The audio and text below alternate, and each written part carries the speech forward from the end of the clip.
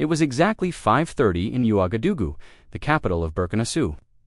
Dawn had not yet broken when an extraordinary commotion began outside Captain Ibrahim Traoré's private residence. Dozens of military vehicles were silently lined up, hundreds of soldiers completing their final preparations. No one yet knew that the next 48 hours would change the fate of West Africa, create an earthquake effect in international diplomacy, and occupy the headlines of the world press for weeks to come. Traoré perhaps could not fully grasp the dimensions of the decision he made that morning, but as he worked at his desk throughout the night, looking at the map in front of him, the French military base stationed in the heart of BurkinaFaso's territory, just 30 kilometers from the capital, seemed to challenge him like a defiant symbol. Katibas had been the largest symbol of French military presence in Burkina Faso since 2022, and Traoré had decided to confront this symbol that morning. The preparation of the convoy took exactly 3 hours, 150 military vehicles, 3,000 soldiers, and the most modern equipment of the Burkina Faso army. Traoré's decision to make such a large show of force had crystallized after the intelligence reports he received in the hours connecting night to morning. What was written in the report had deeply shaken both Traoré and his close circle. The routes of aircraft departing from the French base in the last 2 weeks, secret meetings held at the base, and, most importantly, the mysterious guest who came to the base last night. Everything confirmed Traoré's suspicions. At 6 a.m., the convoy moved out. The sound of military vehicles passing through Ouagadougou's quiet streets was awakening the city. The people looking out from windows had never seen such large military activity before. When the first photos began to be shared on social media, no one yet knew where the convoy was heading. But when Traoré's determined facial expression was seen through the window of the leading armored vehicle, it was understood that this morning would not be an ordinary morning. Kati bus had begun its usual routine with the first light of morning. While French soldiers moved to breakfast after their morning exercise, radar operators were at their posts. The base commander, Colonel Marc Dubois, was receiving the day's first intelligence summary, as he did every morning. But this morning was different. The first signals from radar showed that a large convoy was approaching the base. Dubois' first thought was that it was a routine Burkina Faso army exercise. After all, there were coordination protocols between the two counts' armies. However, the size and route of the convoy caused alarm bells to ring. The first report arriving at the base at 7:15 was shocking. The convoy was heading directly toward Kati base, and no coordination request had been received. Tubis immediately tried to reach the military attaché in Ouagadougou. The phone kept ringing, but no one was answering. This was not normal. Not normal at all. At 7:30, the first elements of the convoy reached the outer perimeter security points of Kati base. Traoré's vehicle was at the front, followed by countless military vehicles and soldiers. French security forces didn't know what to do, waiting for orders from their commanders. Such a scenario was not covered in any security protocol. Moreover, they were facing the de facto leader of Burkina Faso. When Traoré got out of his vehicle, the silence around him seemed deafening. French soldiers didn't know how to hold their weapons, while Burkina soldiers lined up behind their leader. There were only a few meters between the two counts' militaries, but this distance felt like kilometers. At this moment, phones began ringing in various European capitals. While an emergency meeting was being called at the Élysée Palace in Paris, Red Alert was activated at NATO headquarters in Brussels. At the Pentagon in Washington, the Africa desk began monitoring developments minute by minute. The world didn't yet know what was happening at this small French base in the heart of Burkina Faso, but everyone would learn this name in the coming hours. Traoré stood in front of the main gate of the French base. Behind him were 3,000 soldiers. In front of him were bewildered French security forces. He had an official document in his hand, and the content of this document would create an earthquake effect in world diplomacy. Just a few hours later, the document was not a Burkina Faso government request for French military presence to withdraw from the country's territory. This was something much different, much bolder, and much riskier. At 8 a.m., Traoré began speaking through a megaphone. He wanted to ensure his voice reached every corner of the base. The first sentence of his speech would shock both French soldiers and the world. "I am Captain Ibrahim Traoré speaking on behalf of the people of Burkina Faso. This base is now under the control of the BurkinaFaso army. The moment this sentence was uttered, phones around the world began going crazy. Colonel Dubois was drenched in sweat when he heard Traoré's words. The 57-year-old experienced officer had experienced many crises during his 30-year career in the French army. He had served in Mali, Afghanistan, Iraq, but he had never encountered such a situation. Facing him was not an enemy force, but the leader of a country that was supposed to be an ally, international law, diplomacy, NATO protocols. None of them provided guidance for such a scenario. Dubois's first reflex was to immediately call Paris. But the phone lines were jammed at the Elysée Palace. At the Foreign Ministry, at the Defense Ministry, everyone was trying to receive the same news at the same time. It was 8:15 in the morning, and France's top officials had just finished their breakfast. No one was prepared to face such a surprise. Traoré continued his speech through the megaphone. His voice was calm but determined. These lands are Burkina Faso territory. All personnel and equipment located at this base will be kept under the security of the Burkina Faso army. No one will be harmed. However, the status of this base has now changed. Whispers were rising among the French soldiers. Some wanted to reach for their weapons, but their commanders had not yet given orders. Dubois knew he could not make such a critical decision alone. A clash between the 400 French soldiers at the base and the 3,000 Burkinabe soldiers facing them could be not just a local disaster, but the beginning of an international war. Meanwhile, media members began gathering around the base. Local television channels had set off toward Kati following clues they received from social media. The first live broadcast came from BurkinaFaso television. Viewers who saw the size of the convoy couldn't hide their astonishment. Commentators didn't know what to say because such a thing had never happened before. When the first videos began to be shared on social media, it started attracting attention worldwide. The hashtags #Katiba's Tro Burkinafaso began trending in West Africa while also starting to be followed in Europe and America. BBC, CNN, France, 24 editors began preparing to send emergency news teams. At 8:30, an emergency meeting began at the Elysée Palace in Paris. President Emmanuel Macron, the Prime Minister, Defense Minister, Foreign Minister, and intelligence chiefs gathered around the table. The atmosphere at the table was tense and uncertain. Everyone was asking different questions, offering different options. What does Traoré want? Is this a bluff? What will happen to French soldiers? How will the international community react? Macron gave a clear instruction at the beginning of the meeting. Priority is the safety of French military personnel. We will not engage in any provocation, but we will also protect France's prestige. This seemingly simple instruction was actually very complex. How far could France step back? To what extent could it accept Traoré's demands? Meanwhile, a similar meeting was taking place at NATO headquarters in Brussels, as the NATO Secretary-General put the developments at Kati base on the table.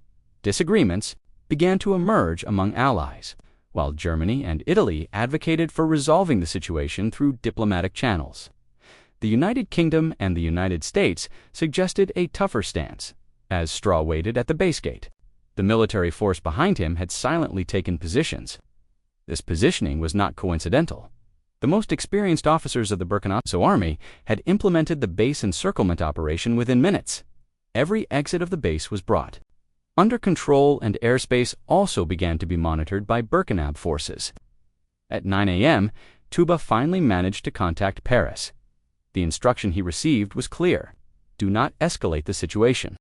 Ensure the safety of French personnel. Try to negotiate with Traoré. This instruction was both relieving and difficult for Dubois. It was relieving because the risk of armed conflict had decreased.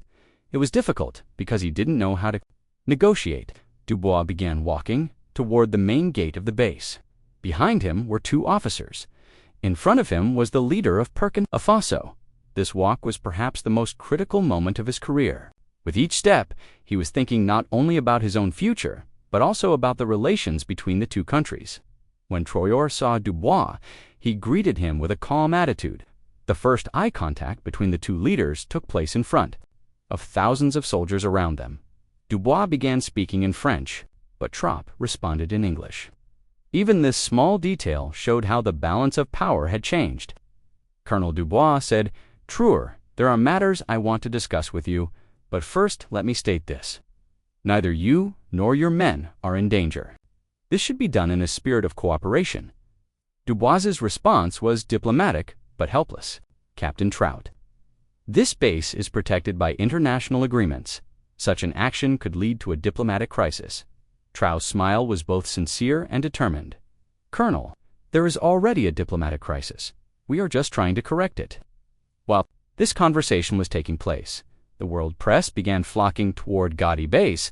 International news agencies gave orders to send their closest correspondents to Africa to the region. Correspondents from Reuters, AFP agencies set off from Ouagadougou toward Kati at 10 o'clock. The first international reaction came. The statement from the French Foreign Ministry was brief but clear. "We are closely monitoring developments in BurkinaFaso. Ensuring the safety of French personnel is our priority. We expect the situation to be resolved through diplomatic channels." This statement showed how difficult a position France was in. It could neither take too harsh a stance nor too soft. A statement that would anger Traoré could endanger French soldiers. Too soft a statement could undermine France's prestige. The African Union also began convening during these hours. At the O headquarters in Addis Ababa, ambassadors of member countries requested an emergency meeting.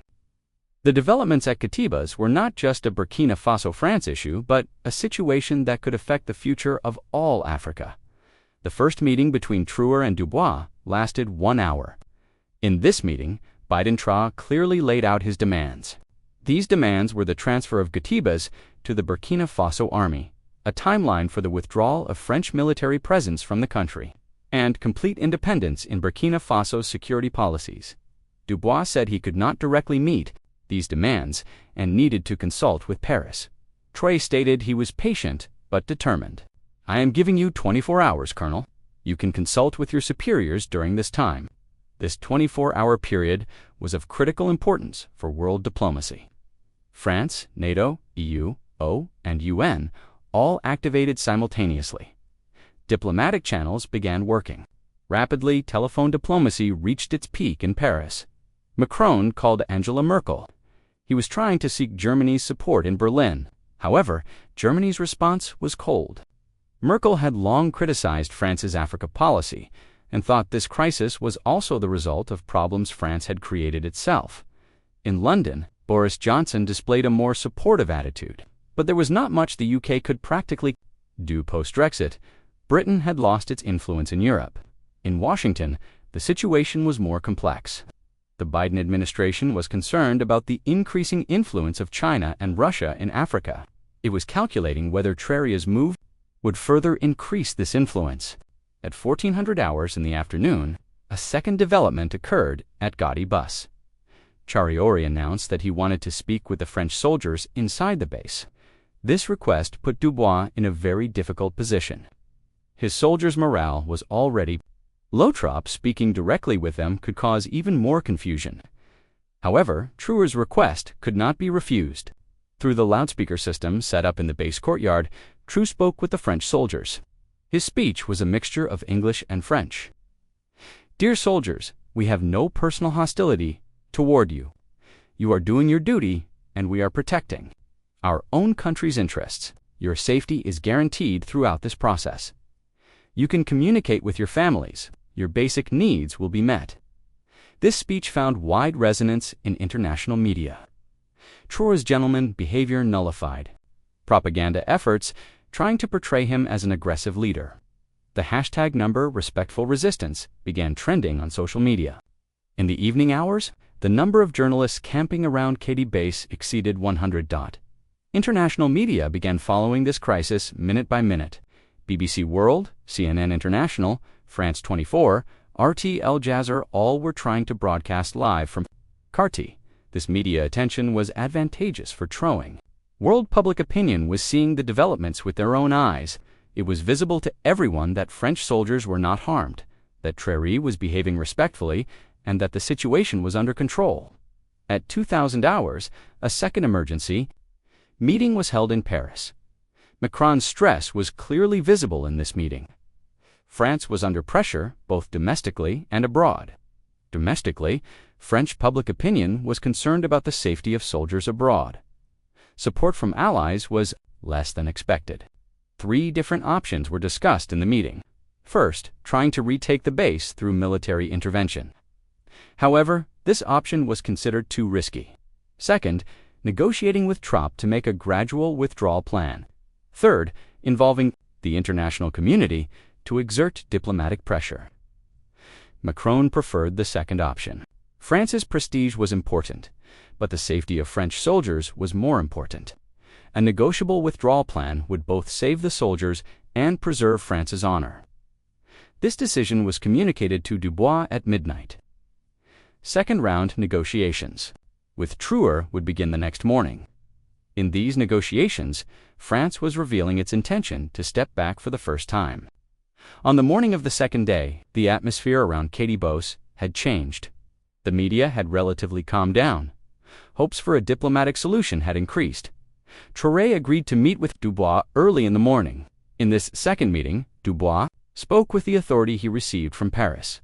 Captain Traoré, my government is open to negotiation. However, we want some guarantees, safe withdrawal of French personnel, the status of equipment, and future cooperation possibilities. Traoré's response was positive. Colonel, we also want to be constructive. Gradual withdrawal within 3 months. Safe transfer of valuable equipment and cooperation on the basis of equal partnership in the future are possible.